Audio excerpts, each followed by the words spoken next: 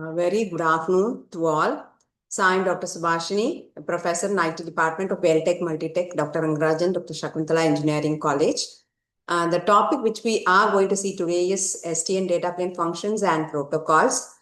So we are quite familiar with the SDN architecture, right? So you will have three layers. One is the infrastructure layer, or it is also known as a data plane layer.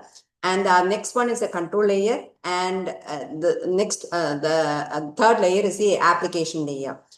So in the data plane layer, we have switches and routers. Okay, so in the control layer, we have SDN controller. It is the one which controls all these switches. And this SDN layer and the infrastructure layer interacts with each other using the southbound APIs. And the control layer and the application layer interacts with each other using the northbound APIs. So the application layer, we have applications like load balancing, the application which deals with intrusion detection. So all these things will be, such applications will be present in the application layer. Let us see the SDN data plane functions and protocols in detail. So software-defined networking, the layer, one such layer is a data plane layer. The data plane is responsible for the actual movement of data from one system to the other. Or else from end user to the system, and also from the system to the end user. So both happens. For both the interaction, this SDN data plane is responsible. Some examples of the data plane layer are Ethernet networks, Wi-Fi networks, and cellular networks, satellite networks, communication networks, and also the virtualized networks also come under this one. In addition to this, we can also have a dedicated networks like IoT.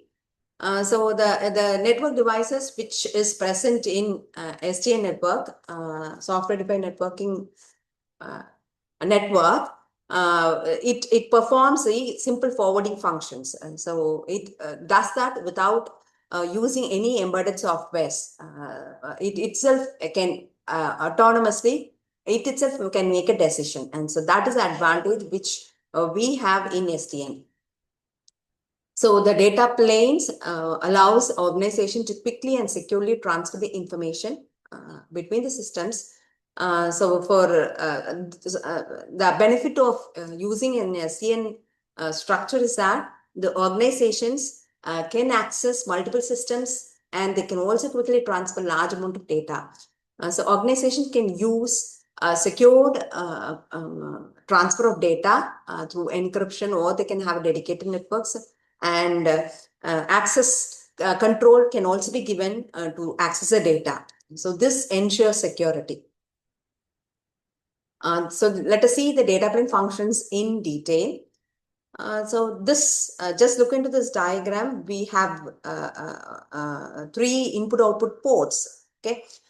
So one port is meant to interact with the SDN controller. The SDN data plane, using one input-output port, it interacts with the SDN controller. So that is what it is shown here. So control support functions. It has a control support functions and also data forwarding functions. Using this control support functions, it interacts with the SDN controller. And so this interaction happens through some protocols like OpenFlow or P4 protocols, okay? So which is present in the switches. And we have another thing which is known as data forwarding functions, which accepts the incoming data flow from the other network devices, okay? So it accepts the data and also sends the data to data or the packet to the other networks or the systems, okay? So this is done using data forwarding functions. Okay, for this purpose, we make use of three ports, input-output ports. Okay, so that is what it has been shown in this diagram. It make use of this port to interact with the SDN controller, and this is the input queue. Okay, and it also output queue. Okay, so input-output queue. So if it wants to send the data, it makes use of the other input-output ports. Okay. So here comes the question, how the switches are taking decision to send the packets. Okay, so for this, we have routing rules. Okay, so these routing rules are framed by the SDN controller. So that is going to act as a brain of the network, which it only determines, okay, so the network switches, what sort of action have to be taken when a packet enters, okay. So these rules are structured as match action pairs, determining how to handle the packet when when a switch receives it, okay. So action can be whether to forward the packet if a match occurs, okay. So based on the rules which is present, okay, so it can decide whether to forward the packet. The switch decides whether to drop it or to modify it, like changing the header fields of the packet, that is known as modifications, or to send to the controller, okay. So it has to decide. So here comes the question, who frames all these rules, right? So this is framed by the controller, and in what ways does it frame? Okay, so here you have two types. One is proactive provisioning, the other one is a reactive provisioning. So proactive provisioning means based on the network policies which is available, the controller, it frames rules, okay, so in advance, before the traffic arrives, and it installs it into the switches. So whereas reactive provisioning means when the switch receives a packet, it looks into the flow table. In the flow table, when we have rules, and if it doesn't have any match in the flow table, what it does, it makes a request. It makes a request to the controller. The controller, what it does, it automatically calculates the best path, and it generates a rule instantly, and it installs it in the switches. Okay. So this is how the rules are framed. As I told you earlier, the data plane protocols, one important protocol is open flow protocol. So the data packet flow consists of streams of packets. So a flow means it is a stream of packets. So whenever a stream of packet comes, the switch looks into the forwarding table, okay, to define the entries based on the fields in the upper level protocol headers, okay. The network devices, by looking into the header, the network devices or looks into all the fields of the headers, and based on that, it takes a decision, okay. Just look into this diagram. So this is a data plane layer, this is a control layer, this is the application layer, and this open flow is going to act as an centralized control between the data plane layer and the control layer. This allows for a dynamic management and optimization of network resources. Okay, so dynamic management. Whenever you want to do some changes, okay, so that can be done dynamically. Why? Because it is a controller which is going to frame all the rules, okay, and whatever changes, it is going to instruct the switches, and so the dynamic management is very easy in SDN networks. And optimization of the network resources, since the rules are framed only by the SDN controller, the other switches, okay, the switches can make use of the resources, their resources, for some other purpose, instead of spending time in using the resources for generating rules. The optimization is done by using the SDN controllers, okay. The key features of OpenFlow. So OpenFlow, it has several features. Because how is it able to do that? Network management and optimization means it has a centralized control. It allows for unified management of network traffic. It has dynamic updates. So it enables real-time changes to the network configurations and scalability. So you can use for a larger environment, and it is interoperability, which means that you can use for various network devices. And security, as I said, since we have a centralized policies, it ensures more secure movement of data.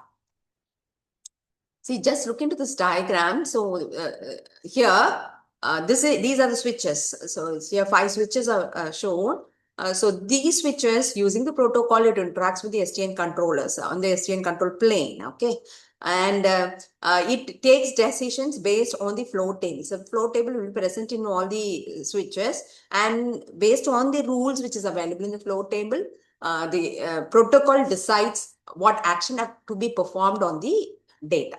Okay, so this is the diagram which you have to understand, and the open flow protocol can also ensure security using SSL or TLS protocols.